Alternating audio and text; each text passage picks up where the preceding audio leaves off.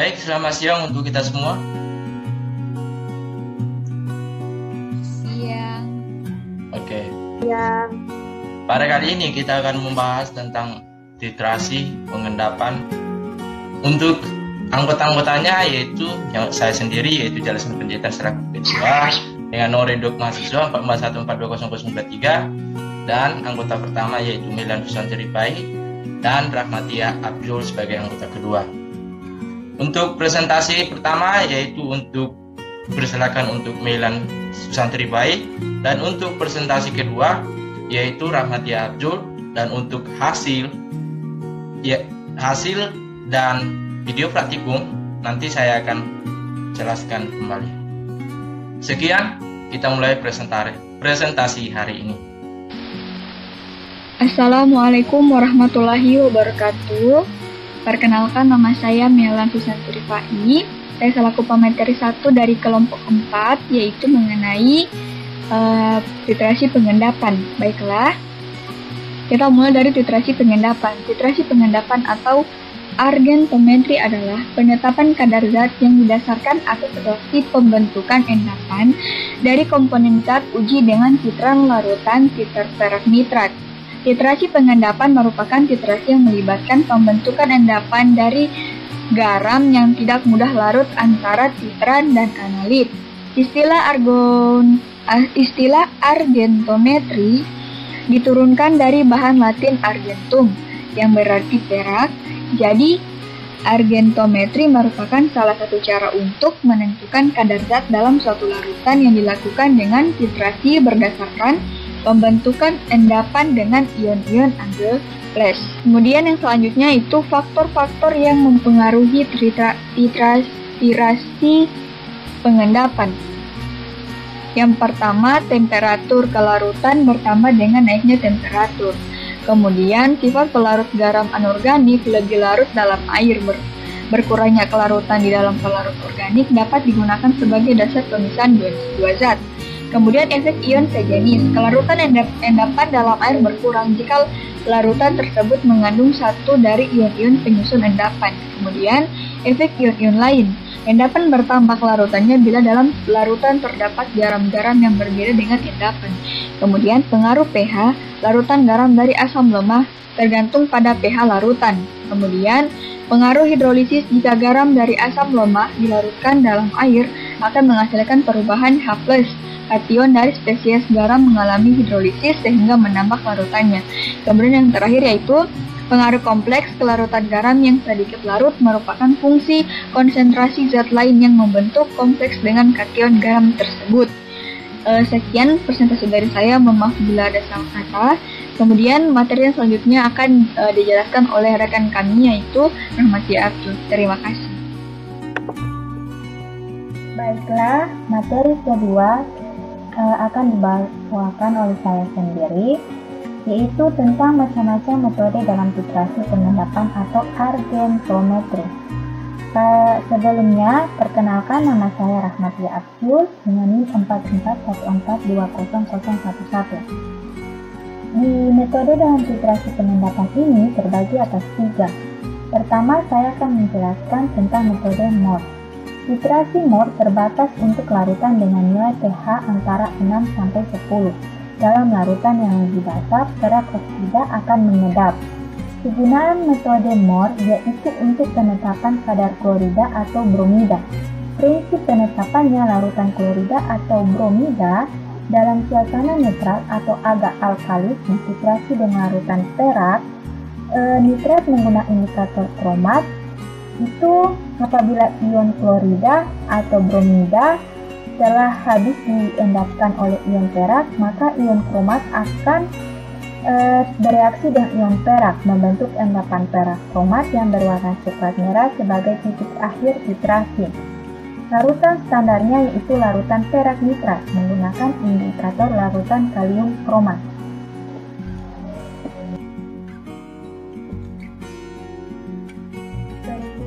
Yaitu metode Volhard. Metode Volhard pertama kali diperkenalkan oleh Jacobus Volhard, ahli kimia dari Jerman. pada tahun 1874. Dengan metode ini, larutan standar AgNO3 berlebih ditambahkan ke dalam larutan yang mengandung ion halogen, misalnya Cl-. Kelebihan ion Ag+ dalam suasana asam dititrasi dengan standar garam tiocyanat atau KFCN atau NH4-FCN menggunakan indikator larutan Fe3+ sampai titik ekuivalen, terjadi reaksi antara titran dan Ag+ membentuk endapan putih.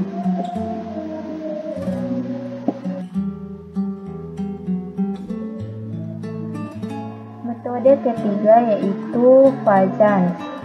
Titrasi argetometri dengan cara Fajans adalah sama seperti pada cara Mohr, hanya terdapat perbedaan dalam cara ini yaitu indikator absorpsi seperti kosin atau flux chain. Menurut macam anion yang diendapkan oleh Ag+, titranya adalah AgNO3 hingga suspensi violet menjadi merah.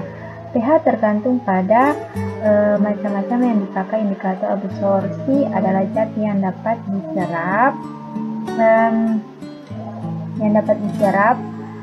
oleh permukaan endapan dan menyebabkan timbulnya warna. Pengendapan ini dapat diatur agar terjadi pada titik ekuivalen antara lain dengan memilih macam-macam indikator yang telah dipakai, dan pH sebelum titik ekuivalen tercapai, ion Cl berada dalam lapisan primer, dan setelah tercapai itu ekuivalennya maka akan kelebihan sedikit AgNO3, menyebabkan ion Cl akan digantikan oleh Ag+, sehingga ion Cl akan berada pada lapisan sekunder.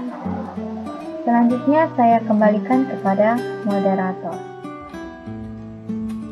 Baik, untuk video praktikum silakan Anda menyaksikan. Kami dari kelompok keempat akan menjelaskan tentang titrasi pengendapan. Yang pertama kita lakukan adalah standarisasi larutan nitrat. Untuk alat dan bahan yaitu sebagai berikut. Langkah yang pertama yang kita lakukan adalah menyiapkan Erlenmeyer yang berisi NaCl 0,01 sebanyak 25 ml. Setelah itu, masukkan indikator kalium di kromat sebanyak 1 ml atau setara dengan 20 tetes. Lakukan pengambilan dengan menggunakan alat bantu pipet ke dalam Erlenmeyer. Setelah sudah tercampur, lakukan titrasi dengan larutan standar sekunder perak nitrat yang pada bureter tersebut diisi dengan AgNO3. Lakukan dengan cara pengadukan atau pengocokan Erlenmeyer dan lakukan penambahan sedikit demi sedikit titrasi yaitu AgNO3 sampai terbentuk merah bata. Setelah selesai metitrasi akan terbentuk perubahan warna yaitu dari warna kuning sebelumnya menjadi warna merah bata. Setelah itu lihat dan amati berapa volume AgNO3 yang digunakan dalam metitrasi yaitu sebesar 9,30 ml. Lakukan cara ini selama 3 kali percobaan untuk mengetahui perbandingannya. Untuk percobaan kedua setelah dilakukan dan diamati AgNO3 digunakan sebesar 8,80 ml. Untuk perbandingan warna dapat kita bandingkan dengan percobaan pertama bahwa warna pertama lebih tua daripada warna kedua. Untuk percobaan ketiga digunakan AgNO3 sebesar 9,20 ml. Untuk prosedur yang kedua yaitu penentuan kadar klorida dalam garam dapur. Langkah pertama yang kita lakukan adalah dengan memasukkan 0,5 gram garam dapur, kemudian dilarutkan dengan Aquades sebanyak 250 ml. Setelah itu, masukkan sampel sebanyak 10 ml menggunakan pipet. Setelah itu, masukkan indikator K2ClO4 sebanyak 10 tetes. Lakukan pengambilan sampel dengan menggunakan pipet.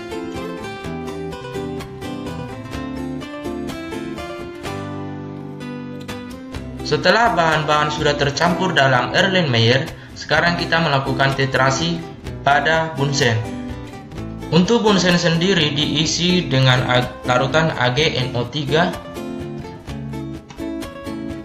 Lakukan petitrasian dengan cara mengocok atau menggoyang-goyangkan Erlenmeyer tersebut dan membuka demi sedikit keran yang ada pada bunsen. Lakukan titrasi ini sampai terbentuk endapan batu merah pada larutan yang ada pada gelas Erlenmeyer.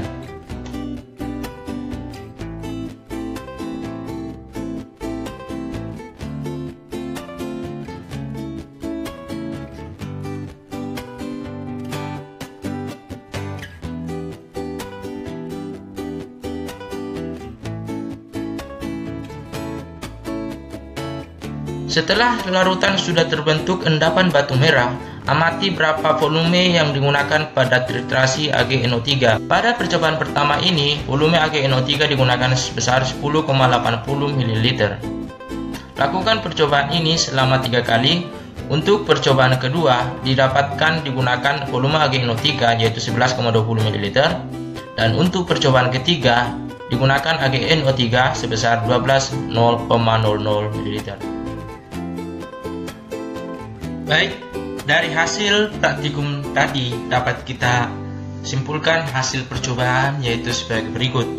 Untuk percobaan yang pertama yaitu standarisasi larutan standar plak nitrat, pada percobaan pertama yaitu pencampuran larutan NaCl 0,01 N sebanyak 25 ml ditambah indikator kalium dikromat sebanyak 20 tetes ditambah dengan AgNO3 sebanyak 9,30 ml, di mana hasilnya terjadi perubahan warna dari kuning menjadi orange merah bata. Untuk percobaan kedua, pada pencampuran NaCl 0,01 N sebanyak 25 ml ditambah indikator kalium dikromat sebanyak 20 tetes ditambah AgNO3 sebanyak 8,80 ml, di mana hasilnya terjadi perubahan warna dari kuning menjadi orange merah bata. Di sini lebih mudah daripada percobaan pertama. Untuk percobaan ketiga, di mana larutan NaCl 0,01 N sebanyak 25 ml ditambah indikator kalium dikromat sebanyak 20 tetes ditambah AgNO3 sebanyak 9,20 ml, didapatkan hasil sebagai terjadi perubahan warna dari kuning menjadi orange merah bata. Untuk percobaan yang kedua yaitu penentuan kadar klorida dalam garam dapur. Untuk percobaan pertama yaitu pencampuran garam dapur sebanyak 0,5 gram ditambah Aquades 250 ml ditambah sampel 10 ml ditambah indikator K2ClO4 sebanyak 10 tetes ditambah AgNO3 sebanyak 10,80 ml, di mana hasilnya terjadi perubahan warna dari kuning menjadi orange merah bata dan terbentuk endapan bata merah. Pada percobaan kedua yaitu pada pencampuran garam dapur sebanyak 0,5 gram ditambah Aquades 250 ml ditambah sampel 10 ml ditambah indikator K2ClO4 sebanyak 10 tetes ditambah AgNO3 sebanyak 11,20 ml, di mana hasil terjadi perubahan warna dari kuning menjadi orange merah bata tetapi lebih mudah daripada percobaan pertama. Selain itu, terbentuk juga endapan bata merah. Yang ketiga, pada percobaan ketiga yaitu pencampuran garam dapur sebanyak 0,5 gram ditambah Aquades sebanyak 250 ml ditambah sampel yaitu 10 ml ditambah indikator K2ClO4 sebanyak 10 tetes ditambah AgNO3 sebanyak 12,00 ml, di mana hasil terjadi perubahan warna dari kuning menjadi orange merah bata tetapi lebih mudah daripada percobaan kedua. Selain itu, terbentuk endapan bata merah.